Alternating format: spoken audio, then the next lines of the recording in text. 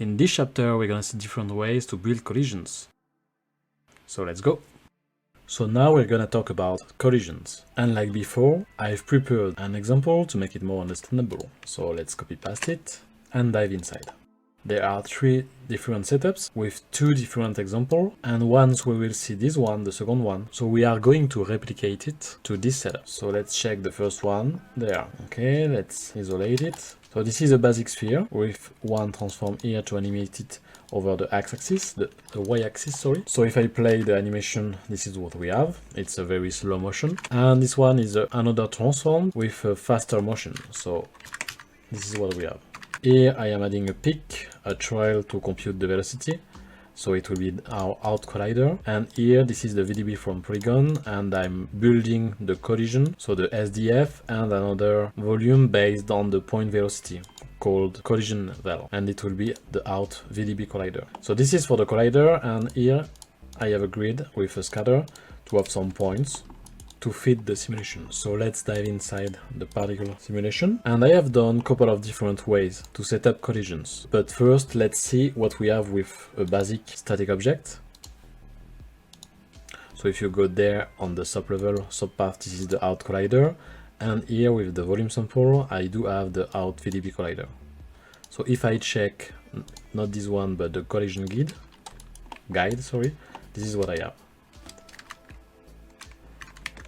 Okay, for now I will just take off the fast animation and I will keep the slow one. So let's see what we have here. I will set the bounce to 0 and see the results. And maybe I don't want the guide because it's going to be slower. And I would like as well to add some color like this and maybe keep this view.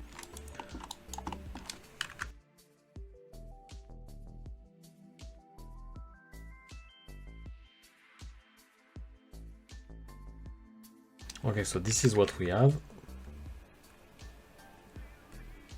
And it's okay, but what happens if I have a faster motion? I have that kind of things, and I don't really like it. I could avoid it by increasing the sub-steps, but we don't want to do that. So I've built different ways to replace this kind of collision, and let's see what is it.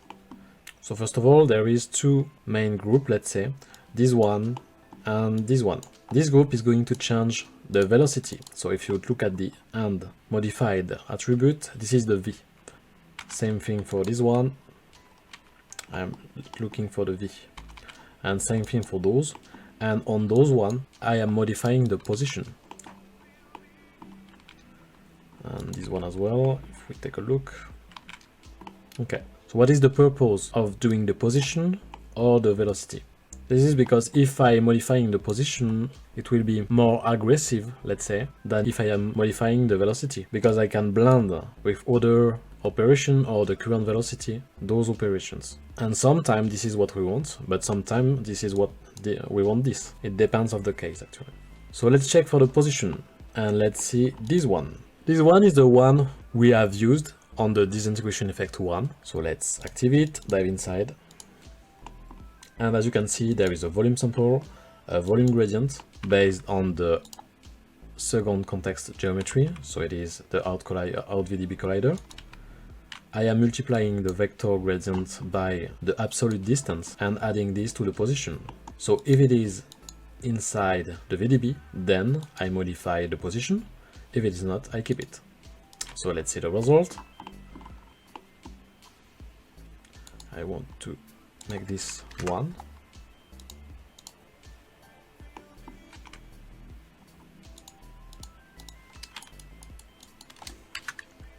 Oh, and I have to take off this one.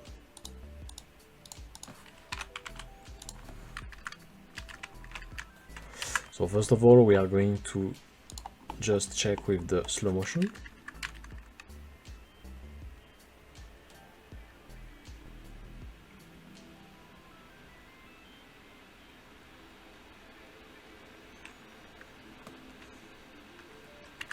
So this is what we have if I am modifying the position from the VDB.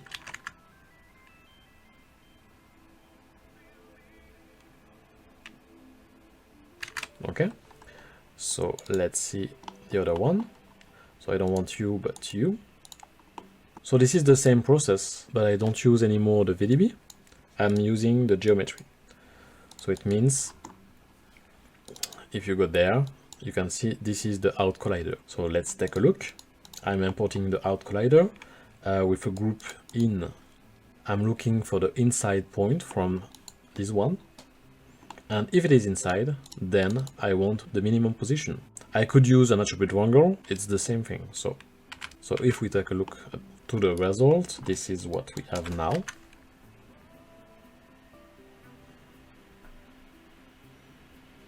And this is quite similar, but it is more accurate and it might be faster as well.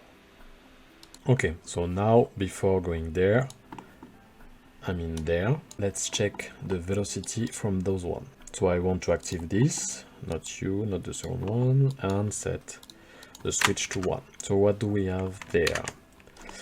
This is the collision from the VDB as well. So it will be the second input. But if I dive inside, sorry, I am modifying the velocity there. So this is almost the same operations. So here I do have a volume sample, a volume gradient that I am multiplying by the absolute distance from the surface. And here, if you remember, I am dividing by the time step. So the time inc here. And finally, I'm checking if it is inside the VDB. If it is, I want this velocity. If it's not, I want my current velocity. And all of these to the new velocity. So let's see the result.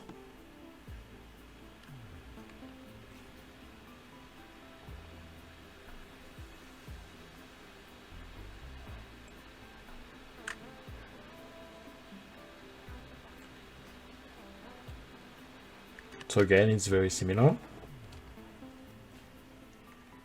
but this works with the velocity and I need to plug it to the pre-solve input. Okay, so let's check the other one from the geometry.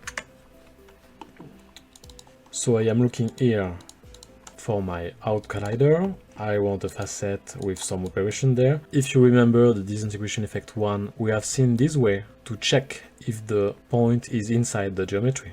And if it is, the attribute in is equal 1. And here I am doing some operation with the min position. And instead of plugging the closest position directly to the position, I have to subtract the min pose to the current position, divide the result by the time inc, and then set if it is inside, then I want this velocity. If it's not, I want my current velocity. And the result go to the new velocity. So let's check it like this.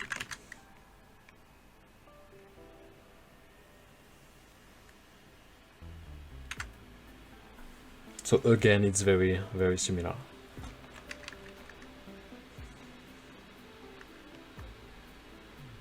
Okay, so that was the first step. But sometimes to have a nice collision with fast objects, those way will not be enough.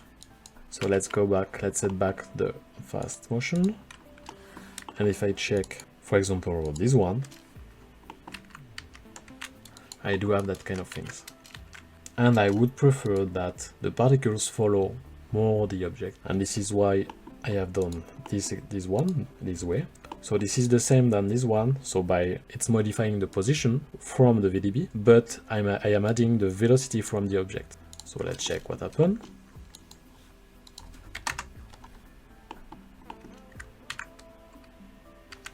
And as you can see, now it's following way more the object. And if I go on the upper view, let's say, this is what I have. Okay. So in order to make it more understandable, I have done a small diagram. So let's get it. It's there. So this circle represents the sphere, and those two disks represent two different particles. This is the center of the sphere, and this is the velocity vector from the sphere. So first of all, this is the collision without the velocity from the object. So let's say this is the first step, and this is the second step. So I am computing the gradient vector, and I multiply this vector by the distance to the surface to set the new position. And this is what I'm doing here on the collision by pose by VDB. So this is those operations.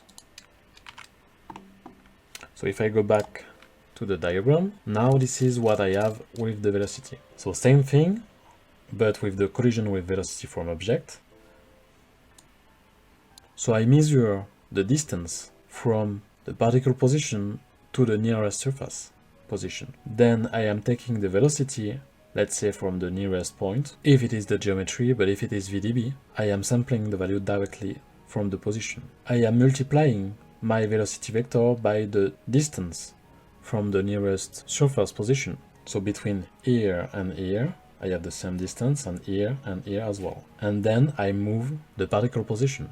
But as you can see, the particles are still inside the sphere. And now I'm just computing the gradient vector plus the distance, and then I multiply them to finally move their position. So this is what we have. We start from there, and this is the end result. So it's not really complicated, but more understandable with this diagram. So let's see what we have done inside the verbs.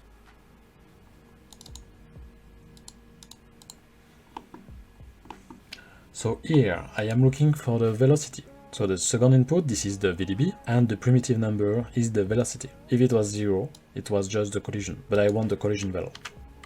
Sure. So I am multiplying the velocity by 0.75, but you could have this value as a parameter. If it's 1, it's going to follow a lot the geometry. If it's 0, it's not going to follow the geometry. So you can set whatever you want. I am multiplying by the time inc, normalize the vector, and I am multiplying as we've seen by the distance from the nearest surface. I am adding this to the position to compute the gradient file, the gradient, and the nearest distance from this position. And now I just need to normalize it and multiply the gradient by the nearest distance. Finally, I am adding those two vectors, and if it is inside, I am doing these operations, and if it's not, I have the current position to my new position, and that's it. So let's check with the geometry, which is almost the same way.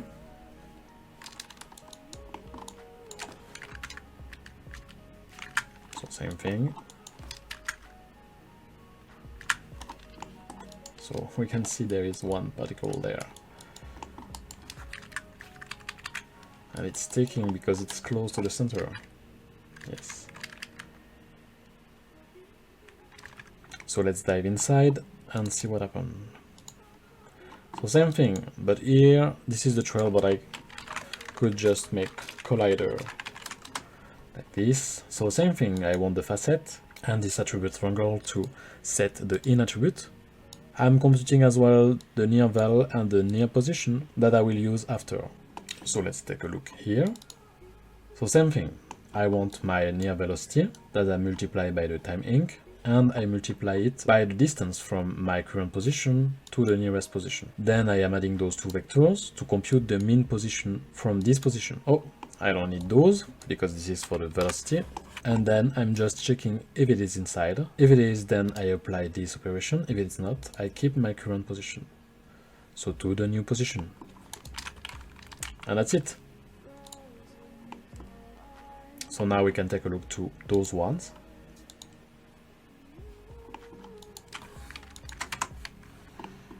This, and let's see the viewport. So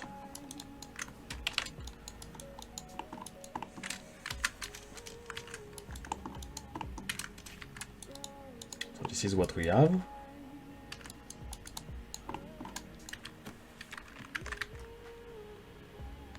I have this kind of result because I was adding the current velocity, but if I just take it off, I will have the same overall the same result.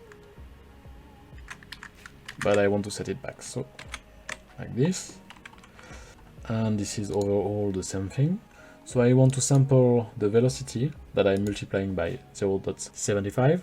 I multiply this vector by the time inc, normalize it, and multiply it by the distance from my position to the surface. Then I am adding this vector with the position to compute my new distance and my new gradient. Then I have to multiply those two and add the result to my previous velocity computed. I need to divide the result by the timing. There. Sorry. And if it is inside, then I'm doing this operation. And if it's not, I am taking the current velocity. And all of this goes to the velocity. I don't need this anymore. And that's it.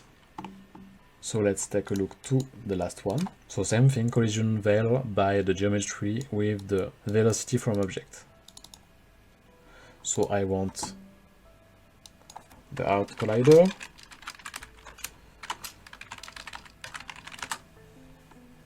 So same thing, the facet and the attribute wrangler to set the in attribute.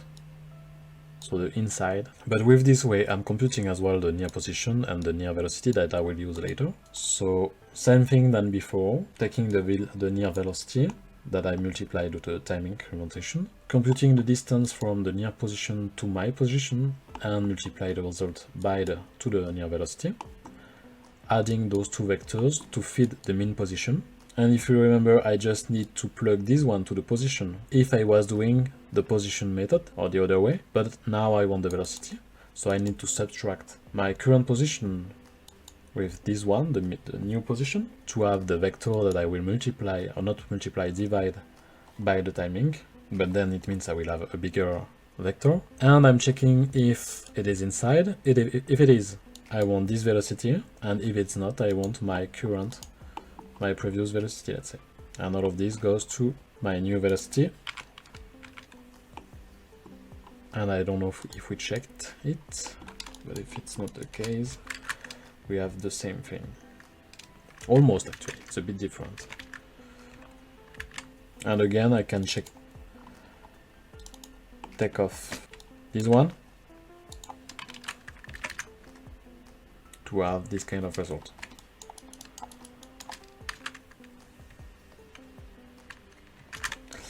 Okay, so let's set it back.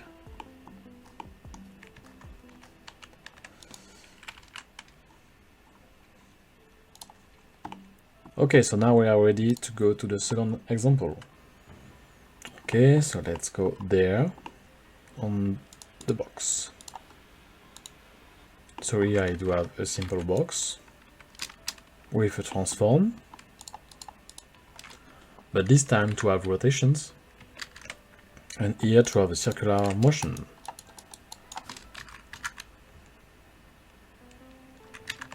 Okay, so same thing with a peak trail to compute the velocity, and this will be the out collider 1, and with a VDB from polygon.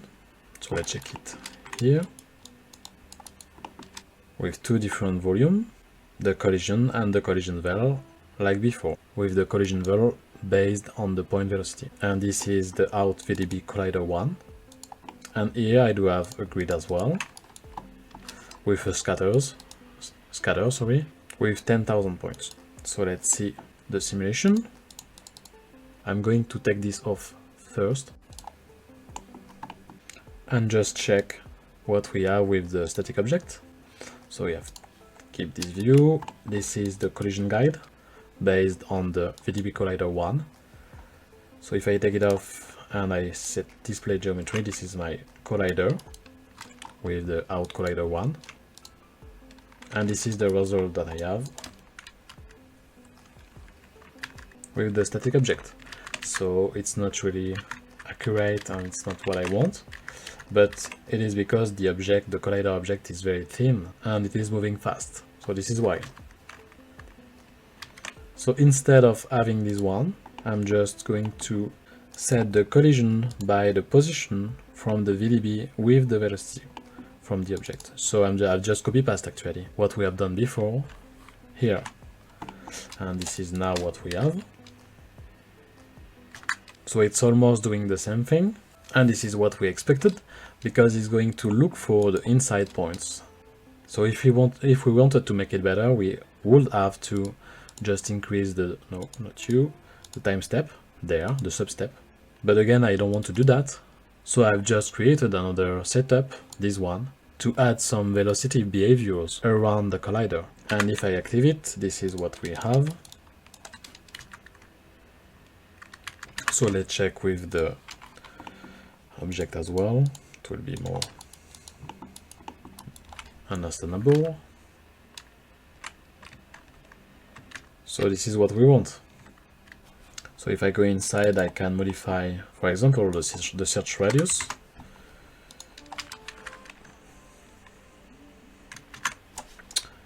And let's keep this view. I could set it like 0 to 25, but it will not work as well. I mean, as much as before. And I could make it 2. So now you understand overall what is it doing. But let's set it back to 0.75 and dive inside. So all those operations are based on the PC filter, PC open, sorry, and PC filter to take the position and the velocity. So we have different kind of operation here and here as well, but I'm not going to comment it there because we are going to recreate it from scratch in this example. So this is the exact same copy than this one, but here I do have nothing here and nothing there. So let's do it. I'm going to start with the collision by equals by VDB in readv. So this is why I've made a switch there. So this is the first animation and this is the second one. I'm going to use the second one to build the collision based on the VDB because it's going to be more explicit. So let's create it. And there. So first of all, we need to check the input. Is it the correct one? The second one. And sorry, where is it? It's there. And this is the second input. So this is okay. After, I will need a volume sample, a volume gradient as well, volume sample, like this, and the volume sample vector as well. So let's use this one first. I'm going to connect to the second input, and I want the second input as well there, just in case there is a conflict. And I don't want the collision, I want the collision value to sample the velocity. So now I need to sample the position, I mean add my reference. And if you remember from the diagram, I need to measure the distance and multiply it from the sampled velocity. So let's do it. I want the distance from the sample position, I want the second input as well. On this one I want the primitive number 0, sorry, and the second input as well, and I want to multiply the distance here, but I don't want the negative value, so I will just make an absolute there. Okay, so now I do have my vector, but it's not the correct one. I need to convert it with a multiply by the time incrementation. So this is good. Let's normalize it to have just the direction, and then add my position,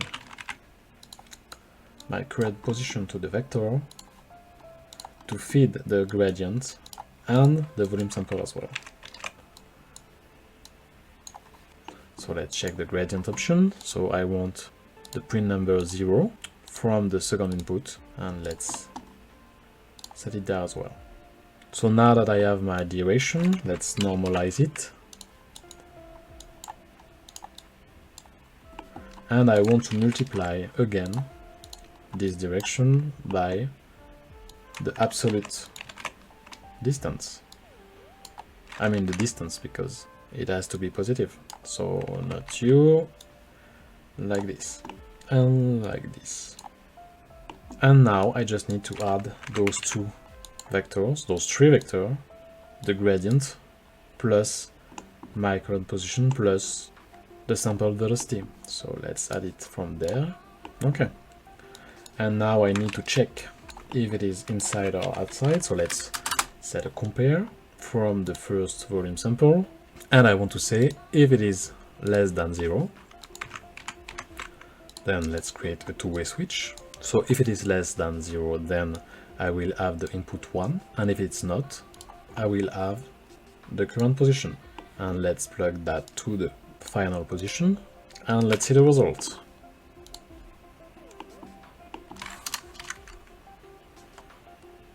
And as you can see there, this is what we want.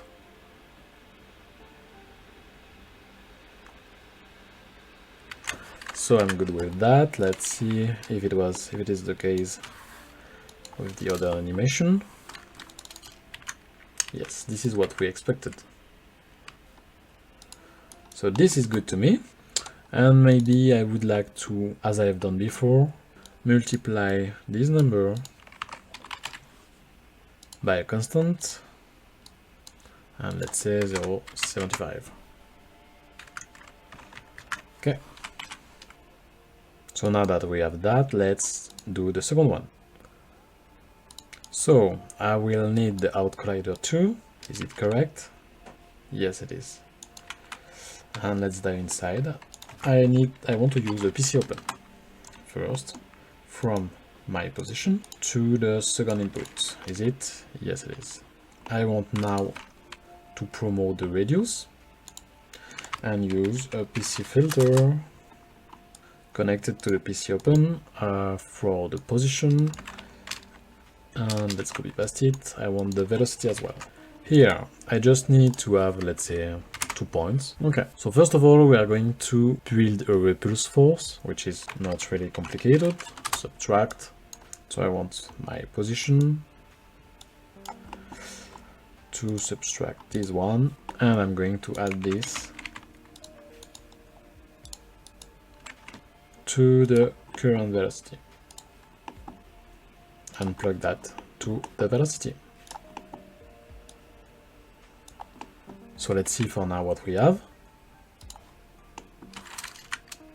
So something wrong, as you can see, and it is because here it's not finding any points inside this radius. So let's add a length from the position,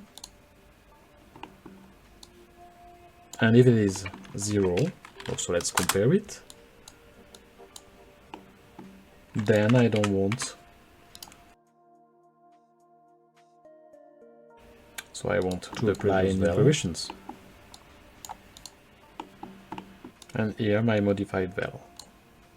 Then I need to add this one to this one, and let's see, this is better. Let's increase a bit the radius. And as you can see, there is 2 things we need to change. So first of all, I would like to reverse this one and multiply this vector by a constant value. So let's promote this parameter and call it max repulse. And that's it. And I want 0.1, let's say. Okay. Okay, so let's go back there, and this is what we have now. So I would like to multiply the results by the distance as well. So let's first of all normalize this one and fit this one, but I want the length. So the maximum value will be the radius. So let's connect it here, and I want to reverse the value. So if it's close, I want 1. If it's far, I want 0. So let's multiply this to this one. Actually, I'm not going to use a two-way switch there. I'm just going to multiply this one to this one. And I have to reverse it. So if the length is different than 0, then I want to have these operations. So let's add that there and see the result.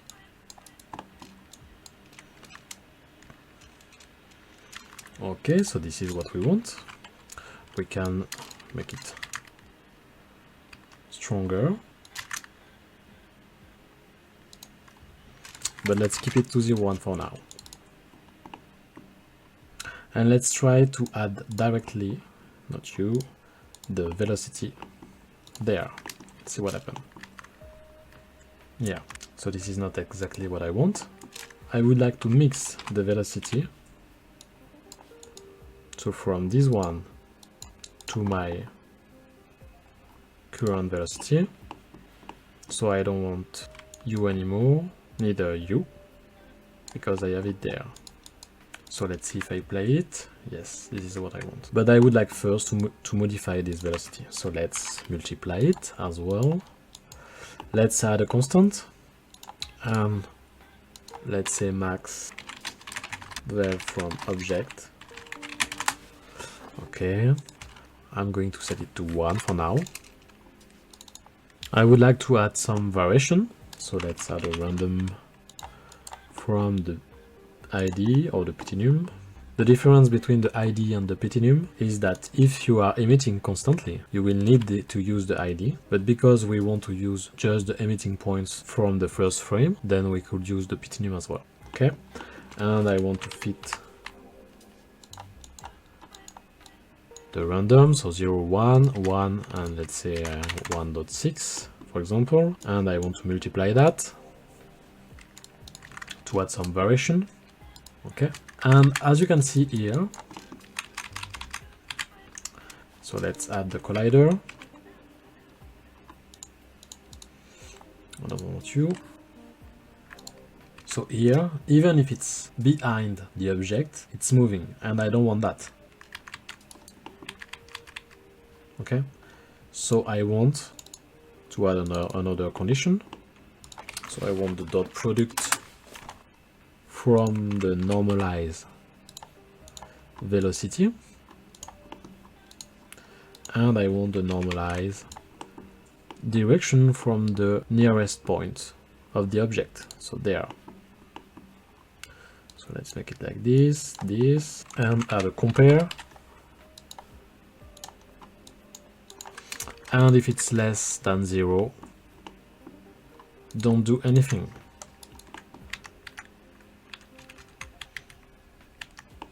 Is it working, or it may be greater?